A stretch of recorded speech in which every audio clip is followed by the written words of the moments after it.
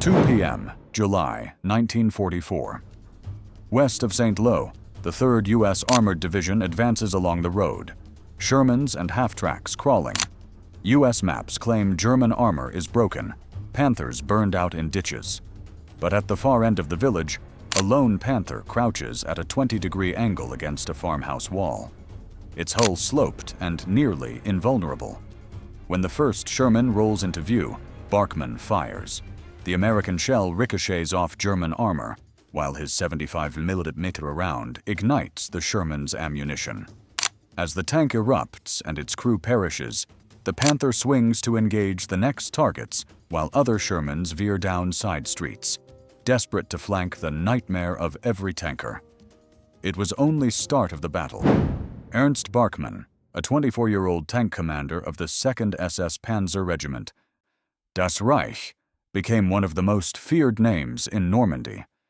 He was known for his uncanny ability to position his Panther at just the right angle, around 20 degrees off axis, turning its armor into an almost impenetrable shield against oncoming enemy tanks. Because of his remarkable effectiveness, his superiors granted him rare freedom, allowing Barkman to act on instinct, to fight by his own logic and strategy, even when it defied standard orders. To the Americans, he was the nightmare of every tanker in France. Whenever they saw a lone Panther, they prayed it wasn't Barkman. And when they finally destroyed one, they would rush to check the wreck, hoping and fearing to learn whether it was the tank of that very nightmare. It never was. He arrived minutes earlier, alone. His commander's voice on net was simple. Delay, Americans. That's all. No time for mines, no infantry screen, no perfect hull-down knoll, just a masoned corner and a tank's width of street. Barkman killed the engine and listened. Shermans. Lots of them. The sound is different from Panthers. Higher revs, stiffer gear changes. He smelled hot oil and chaff smoke on the wind and watched dust boil over the hedges. He set the turret 2 houses down the lane where the first M4 would appear, then depressed the gun to the exact height of a Sherman's lower glossus. Loader Franz Huber cradled a Pidsritzer 39 in his arms like a child. Gunner Willy Fischer's eye settled into the telescopic sight. Barkman drew a slow breath, tasting plaster dust. The first Sherman rolled into view broadside as it nosed around the bend to clear a wagon. Fischer pressed the foot trigger. The 75mm barked once. The American tank lurched, then burned, ammo rack cooking off in a dirty yellow pop. The column behind stalled in reflex. Barkman didn't wait. Zweite! The second round punched through the lead half-track's radiator. It slewed across the lane, blocking the rest. Trucks stacked up into each other, horns, shouting. A platoon leader tried to push past a ditch. His hull dropped, exposing belly. Dritte. The third shot took him under the sponson. The Sherman folded, smoke chasing out of its hatches. The Americans were not green. A 76mm Cutters-armed M4 angled hard to present its own sloped bow and fired first. White flash at Barkman's slit of mantlet. The round shrieked in, struck the Panther's glacis at the farmhouse angle, and screamed off into the wall, blowing powdery chunks from the corner and spraying the Panther's front with stone. Inside, the crew swore. The ricochet proved the math. The corner had done its job. "Wider," Barkman snapped, and Fischer walked his next shot along the 76's turret seam. The Sherman went still, hatch lids flying. Barkman's secret wasn't superstition. It was numbers. 80mm at 55 degrees becomes 140mm effective. Add a hull cant, and the angle to the line of fire grows cruel. The farmhouse corner erased his weak spots and forced the Americans to shoot at armor that behaved fatter than it looked. He had turned a village into extra steel. 3 minutes in, 4 vehicles burned. The road buckled with stalled momentum. Infantry bailed for ditches, bazookas trying to wriggle to flank. Barkman's driver bumped the Panther forward 6 feet, just enough to change the parallax of the corner, remask the turret ring, and keep the enemy guessing. He was alone, outnumbered, and exactly where he wanted to be, at the hinge of an American column, with a building to make his armor lie. The street at LaLaurie was now a furnace. Burned trucks and half-tracks blocked the lane. Shermans idled behind them, crews shouting into radios that wouldn't answer. Barkman's Panther sat silent behind its ruined farmhouse, smoke curling around its gun barrel like fog over water. He had fired 5 rounds, 4 targets gone, 1 crippled. He hadn't moved more than a tank length. He was fighting by geometry alone, but the Americans didn't know that yet. The 3rd Armored Division commander, Colonel Samuel D. Wright, believed they were facing a full German platoon. It was the only logical explanation for the losses. "Get your flanks out," he barked. 2 Shermans peeled left through an orchard, engines howling. Another detoured right behind a barn. They were looking for crossfire. Barkman was already waiting for it. He had studied Allied tactics since Kharkov. When Shermans met resistance, they didn't stop. They tried to envelope. He rotated his turret 20 a degree toward the left orchard, pulled the hull another half-meter around the farmhouse corner, and let the thick stone wall cover his vulnerable side plate.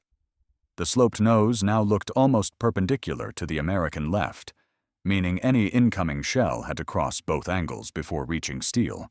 Huber fed another armor-piercing round into the breach. The first flanking Sherman burst through the orchard fence, vines snapping off its fenders. Its gun was already trained, muzzle flash blooming orange. The 75 round hit Barkman's upper glossus with the sound of a hammer on an anvil. Sparks and dust blew through the driver's slit. The armor held. Fisher fired back without waiting for the order. His shot hit the Sherman low through the turret ring. The American tank shuddered, then sagged to one side as its transmission seized. "Loader AP!" the second flanker fired. This time, the shot hit the exposed edge of the building, punching a hole through the plaster but deflecting wide. Barkman answered with a single measured strike. The Sherman erupted in black smoke. 2 crewmen bailed, their boots hitting mud, silhouettes running until machine gun fire from the Panther's hull cokes cut them down. The farmhouse wall was now pitted and smoking, but it was still his armor. The building's corner had absorbed the blows like a bunker, each impact gouging stone instead of steel. Barkman adjusted again, backing slightly to force the Americans in the road to shoot at even steeper angles. The next 5 minutes were chaos. Shermans firing blind into smoke, tracers ricocheting off cobblestones, an American bazooka team crawling up the drainage ditch on the right. Barkman heard the hiss of a rocket pass close enough to rattle the cupola. He reversed, slewing the Panther a few feet behind a low stone fence, then fired canister through the hedge. The bazooka team disappeared in a flash of sparks. Now there were 7 wrecks burning. The narrow street turned into an inferno of fuel and ammunition. Every round that hit Barkman's hull at an angle simply bounced or shattered. From the air, it looked like a German company holding the line. In truth, it was one tank using math, brick, and discipline. Then the 3rd Armored's heavy platoon arrived. 2 M10 tank destroyers, open-topped and desperate, rolled into range. They halted at 500 yards, just outside what they thought was safe. The first M10 fired. Its 76mm gun sent a solid shot that hit Barkman's angled glacis and ricocheted into the field, spinning like a coin. Barkman didn't blink. Range 500, loader, Pesage 40. The tungsten round seated with a click. Fisher aimed just over the road dust where the flash had come from and fired. The M10 vanished in a cloud of dust and metal, its open turret catching fire instantly. The second destroyer backed away, firing as it retreated, rounds smacking the farmhouse corner harmlessly. By now, the air stank of oil and iron. Barkman's driver, Kurt Lau, coughed through his respirator. "We should pull back." "Not yet," Barkman said. He wasn't reckless, He was calculating. The longer he held, the more time Das Reich's battered infantry had to withdraw behind the CN line. He adjusted the Panther once more, nose still angled, wall still covering the right side. It looked wrong, off balance, almost crooked, but that crookedness was survival. The sloped armor, tilted again by 20 degrees, now made every incoming shell strike at a compound angle of over 70 degrees, the point where most American 75mm rounds simply disintegrated. The next volley of Sherman fire proved it. 5 shots, 5 impacts. Nothing penetrated. One round ricocheted upward, slicing through a telephone line that fell across the Panther's cupola like a dead snake. Barkman grinned through the cordite haze. Inside the burning wrecks ahead, ammunition cooked off with dull booms.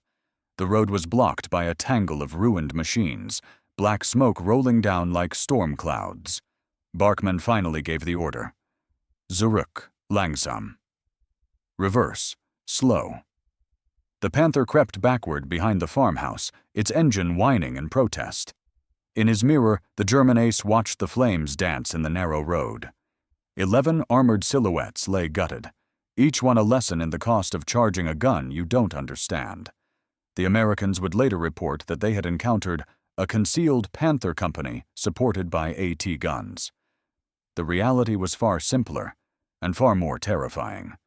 It was one man, one tank, and a corner angled just right.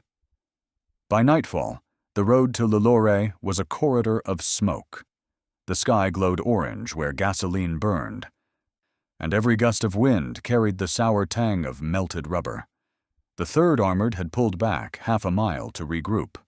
They'd lost 11 Shermans, 2 M10s, and an entire column of trucks in less than 20 minutes.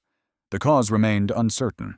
Enemy ambush, hidden AT battery, or, as one shaken lieutenant wrote in his report, a single Panther that refused to die. That Panther, number 424, sat half-hidden behind the same farmhouse, engine off, crew exhausted. Its glisis bore a spiderweb of impact marks, 33 hits by Allied rounds, not one penetration. Inside, the air was stifling, reeking of sweat and cordite. Barkman leaned against the turret wall, his face lit by the red glow of the rangefinder lamp. They had done it, but they couldn't stay. Ammunition was nearly gone, and the radio crackled with reports of another American push from the south. He decided to move, west, toward the ridge at Lilloire Crossroads. From there, the Panther could watch both approaches and retreat under cover of darkness. Before dawn, he set out. The Panther crawled through orchards, branches scraping its sides, mud sucking at its tracks. Every house they passed was cratered or burning. Civilians had fled days ago. At the crossroads, Barkman found what he was looking for. A stone farmhouse beside a slight embankment, its corner facing north and east. The perfect geometry. He parked there, hull angled 45 degrees across the road, gun trained down the slope toward Marigny. He didn't have to wait long. At 800, the rumble came again. Engines, dozens of them, echoing through the hedgerows. American armor was advancing cautiously this time, with infantry walking ahead, scanning for ambushes. They didn't see the Panther. Only a sliver of its gun barrel peeked through the shadow of the barn. Barkman let them come. 50 meters, 40, 30. The 1st Sherman's commander spotted something, metal glint in the morning haze, and began to traverse his turret. Too late. Feuer. Fisher's shot punched straight through the Sherman's front, detonating its ammo. The 2nd tank halted, confused. Barkman shifted his aim, fired again. Another flash, another wreck. The 3rd tank turned sideways to escape the roadblock. That was the mistake. At that angle, its side armor was paper. The 75mm AP shell cut through it like glass, and the explosion lifted the turret clear off. Within 90 seconds, 3 Shermans were burning in the ditch. The Americans reacted fast, infantry fanning out, artillery calling in grid coordinates. Barkman could see them moving, small figures in olive drab, crouched behind hedgerows, trying to flank his position. He knew what would come next. Artillery smoke, then flanking fire. He needed to change the equation again. He didn't move the Panther forward. He moved it deeper. With engine idling, he backed into the farmhouse wall until the stone corner pressed flush against the right track guard. The hull now sat canted inward, so the nose pointed slightly across the road rather than down it. It looked awkward, almost misaligned, but that asymmetry made every incoming round strike glancingly. The first 76mm shell from the American tank destroyers hit just where Barkman expected, dead center on the glacis. The impact rocked the hull, but failed to penetrate. The second hit the farmhouse corner and ricocheted up into the air, spraying masonry across the roof. The corner acted like a shield. "Willie, see that smoke?" Barkman pointed to a plume rising behind a hedgerow on the left. The Americans were using it for concealment. Fisher adjusted, dialed range to 600 meters, and fired high explosive. The shell burst right in the smoke cloud, scattering men like leaves. More Shermans appeared, spreading wide, trying to encircle him. Barkman stayed calm, his brain working like an artillery computer. Each incoming shot revealed another angle, another line of fire he could counter. He rotated the hull a few degrees after each volley, forcing the Americans to constantly re-aim. Every change of angle bought him seconds, and seconds were life. "Loader, last 3 AP rounds." Huber slammed them home one by one. The Panther roared and spat fire. 2 more Shermans died. 1 backed off smoking. The last round tore through a truck carrying ammunition. The explosion lit the entire crossroad. When the dust settled, the Americans were gone. Those who could still move had retreated again, calling in airstrikes. Barkman climbed out of the cupola for the first time in hours. His ears rang from the concussion. The farmhouse corner was chipped to rubble, but the Panther still stood. Its armor bore fresh scars, scratches, dings, glancing grooves, but no hole. He turned to his loader. "You see, Franz, you don't fight them head-on. You let the armor fight the angle." That was Barkman's gospel. Position, not power. A single deliberate misalignment that turned German steel into an invincible wedge. His Panther wasn't the heaviest tank in Normandy, but when angled right, wedged into a wall, sloped against a hedge, it became something the Americans' gunnery manuals didn't account for. As the sun climbed over the ridge, Barkman gave the order to withdraw again. They had stopped another American push, and his tank was still alive. Behind him, the road was littered with smoking hulks, twisted tracks, and burned rubber, a mechanical graveyard built by trigonometry. By noon, the countryside around Marigny looked like the aftermath of an earthquake. Smoke boiled upward from wrecks still smoldering in the sun, and the air stank of cordite and wet clay. Barkman's Panther, number 424, sat hidden again, this time under the broken roof of a barn overlooking the crossroads. Every plate on the hull bore the scars of the last fight. The armor was pitted, but it held. The farmhouse wall he'd used for cover was gone, pulverized by 76mm shells. Now he'd have to make his own armor, out of air, distance, and angle. The Americans had learned. The next push came not as a blind column, but as a coordinated assault. The 33rd Armored Regiment of the 3rd Division advanced in 2 echelons, one down the main road, one through the hedgerows on Barkman's left. The artillery opened first, softening suspected positions. Trees splintered, barns collapsed, and the ground shook. Barkman's crew stayed low, eyes fixed on the periscope glass trembling from concussion. When the barrage lifted, the Shermans came again, 15 of them, moving in bounds, their 75s and 76 firing smoke and he alternately. They weren't charging headlong this time, they were methodically hunting. Barkman studied their formation. He didn't have the ammunition or armor to trade shots with all of them. He needed confusion. He ordered the Panther angled steeply behind the barn, 40 degrees from the road, hull down in a shallow crater where a bomb had fallen 2 days earlier. From that depression, only the gun and a sliver of turret were visible. The angle would make the glacis nearly impenetrable. The depression would mask everything else. Loader, he. The shell clunked into place. Target, second tank left of the column. Range, 800. Fisher fired. The high explosive hit short, exploding in a plume of dust right in front of the lead tanks. Visibility vanished. The Sherman stopped. That was his opening. AP, quick! The next shot went straight through the confusion, catching the side of the lead tank. Fire erupted instantly.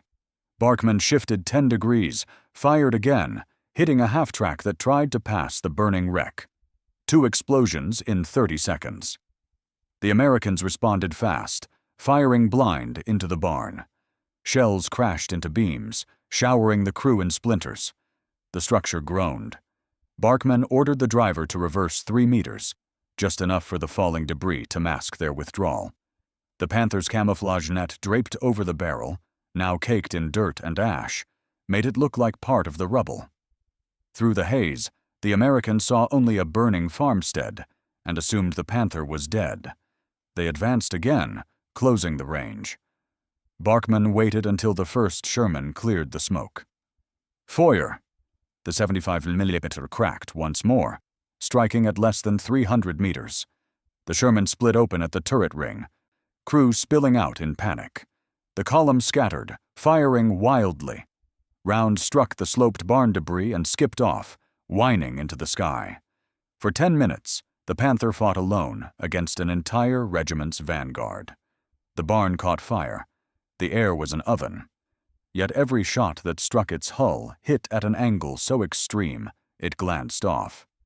The crew felt each impact as a thunderclap, the sound of survival disguised as destruction. When his ammo count dropped to 5 shells, Barkman knew the end of the fight was near. He called for smoke grenades. The driver popped them, dense white plumes that swallowed the Panther whole. Then, using the slope of the crater, Barkman backed into the tree line, moving through the orchard 1 meter at a time, engine barely above idle. Behind them, the Americans poured fire into the smoke, thinking they were killing a crippled tank. By the time the smoke cleared, the Panther was gone. All that remained was a burning barn and 8 destroyed vehicles, 5 Shermans, 2 half-tracks, and 1 ammunition truck that had gone up like a bomb. When the Panther reached a wooded rise overlooking the battlefield, Barkman shut down the engine. His hands trembled from exhaustion. His loader's uniform was black with soot. For a long minute, none of them spoke. They just watched the wreckage below. Finally, Barkman said, "They'll call this luck. But it isn't luck." He took a stub of pencil and sketched in the margin of his notebook 3 rectangles, the Panther's glacis, the barn corner, the crater rim, each intersecting at precise angles. "That," he said, tapping the page, "is armor, not thickness, deflection." By sunset, the battle for Marigny was over. The Americans took the crossroads, but at a cost that stunned their officers. They reported heavy German resistance, at least a company of Panthers and supporting guns. But aerial reconnaissance that evening photographed only 1 wrecked barn, 1 burned field, and the tracks of a single tank retreating north. In the days that followed, word spread through the American ranks. They called it Barkman's Corner, a place where a lone Panther had held up a division and survived. Some said there were 2 tanks, some said 3. Nobody believed it was just 1. The legend grew because it made sense. No one wanted to believe a single man with a trick of angles and a calm mind could turn 11 Shermans into fire. But that's exactly what he did. By the morning of July 29, 1944, the Americans had renamed that stretch of road in their own maps Barkman's Corner. It wasn't official, but it passed from platoon to platoon with the weight of a warning. A single tank had stopped the spearhead of the 3rd Armored Division for almost 24 hours. They didn't know how. They just knew the name. For Barkman, it wasn't a legend. It was exhaustion. He hadn't slept in 36 hours. The Panther's engine had overheated twice. The left track sagged from a cracked link, and the hull smelled of burned paint. His loader, Franz Huber, had blistered hands from handling hot shell casings. Every plate in the tank was marked with scars. But they were alive, and still in the fight. By now, Das Reich was falling back toward Coutances, fighting a rearguard action to delay Patton's breakthrough from Avranches. Barkman's orders were simple. Hold until nightfall, then withdraw north. His position that morning was a sunken lane near Le Desert, where a hedgerow crossed the main supply road. The terrain was perfect, a shallow embankment, a farmhouse ruin on the right, and a slope that fell away toward the Americans' approach. He parked the Panther at an oblique angle across the lane, again using geometry as his shield. The left side was buried in the hedgerow, the right front pressed against a mound of broken masonry. The gun covered the road in front. The Glycis plate, already sloped at 55 degrees, was now inclined another 15 by the hull's position, turning 80 mm of steel into the equivalent of almost 150. He wasn't hiding anymore. He was inviting fire. Just after 1,000 hours, American scouts appeared on the ridge. They were cautious now, using cover, advancing behind Shermans that fired short bursts at anything suspicious. Barkman didn't move. He let them close the distance to 400 meters, then 300. The first round came in low, an armor-piercing shell from a Sherman's 76 Miltenum. It hit the Panther's upper Glycis at that compound angle, disintegrated on impact, and ricocheted off into the field with a metallic scream. The next shot clipped the stone mound, showering the hull with grit. Inside, Fisher waited for the sight to steady, and fired. The first Sherman's turret erupted. The second tried to traverse, only to have its track sheared off by Barkman's next shot. Within 60 seconds, 2 tanks were out of action, blocking the road again. Barkman didn't stay put this time. He reversed 5 meters, turned the hull slightly, and used the ruined wall to break his silhouette. The Americans fired where he had been. "Willie, aim for the muzzle flash, left of the hedgerow." "Yeah, I see it." Fisher squeezed the trigger. The shell punched through the foliage, and the gunfire stopped. The American crews began calling artillery. Rounds whistled in, shaking the lane. Barkman ducked the tank under the embankment, using the slope to deflect shrapnel. The Panther rocked under the blasts, but stayed intact.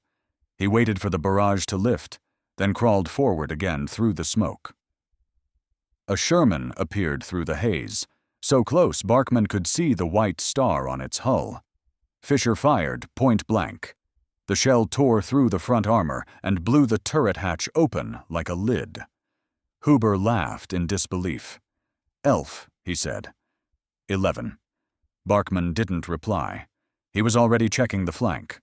Through the periscope, he saw movement. American infantry, dismounted, carrying bazookas, slipping along the ditch on the left. "Driver, left, 3 meters, then stop." The Panther turned its hull slightly, making the side armor glance toward the ditch. Barkman switched to machine gun. The coaxial MG-34 spat fire, tearing the hedge to pieces. The bazooka team vanished. By midday, the fight was over. The road was impassable again. Barkman's Panther, its armor now a patchwork of soot and impact marks, had outlasted another assault. When his radio finally crackled with orders to retreat, the crew could hardly believe it. They limped north through the hedgerows, the Panther's engine wheezing, clattering over shell holes. They reached Coutances at dusk. German infantry cheered as the blackened tank crawled past. Barkman waved from the turret, face gray with exhaustion. Behind him, engineers blew the bridges. The 3rd Armored Division had lost another day and another dozen machines. That night, Barkman sat on the hull and looked at the gouges in the armor. Each one told a story. A round deflected here, a wall that held there. It wasn't invincibility. It was discipline and mathematics. Every angle he'd chosen, every degree of hull cant, had bought survival. He thought about how fragile the margin was. One bad position, one shell landing true, and 424 would be a torch in the field. But that hadn't happened. Geometry had saved them again. When his company regrouped, his commander inspected the tank, running a gloved hand across the scars. "You know they're calling that spot Barkman's Corner." Barkman nodded, eyes half shut. "Then they can keep it. I'm not going back there."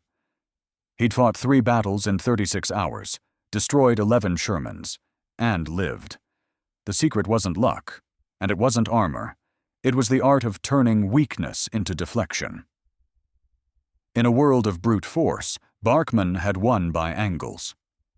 The following morning, July 30th, the fields near Le Désert were quiet. The fires had burned down to blackened hulks.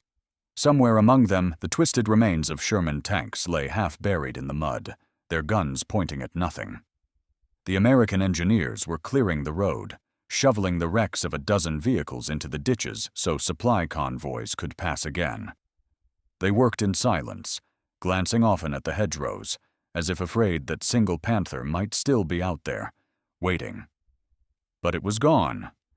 Ernst Barkman and his crew had retreated north during the night, through shattered villages and columns of refugees, reaching the outskirts of Coutances before dawn. They parked the Panther in a barnyard to refuel and cool the engine. When the first light came through the boards, it revealed what the last day had done to their machine. The once green hull was nearly black with soot. The gun's recoil guard was cracked. The spare track links welded to the turret for extra armor were bent like ribbon.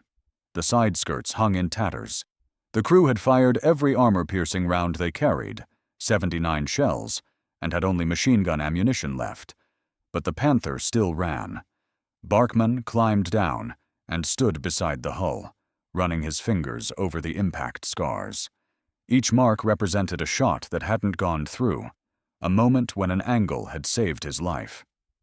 He crouched to inspect the glacis, gouges where American 76mm shells had hit at 45 degrees and skidded off like stones skipping on water. The plate was warped, but not pierced. His trick had worked again. By offsetting the tank against the terrain, he'd transformed geometry into armor. He didn't think of himself as a hero. To him, it had all been necessity. The Das Reich division was being hunted across Normandy. Every tank lost meant another road open for the Americans. Barkman had done what he could with what little he had: terrain, timing, and mathematics. His Panther was never the strongest machine on the battlefield, but it was the one that refused to present a flat target. When reports of his stand reached divisional headquarters, disbelief followed. A single Panther holding up an entire armored column sounded like propaganda, but reconnaissance photos told the truth.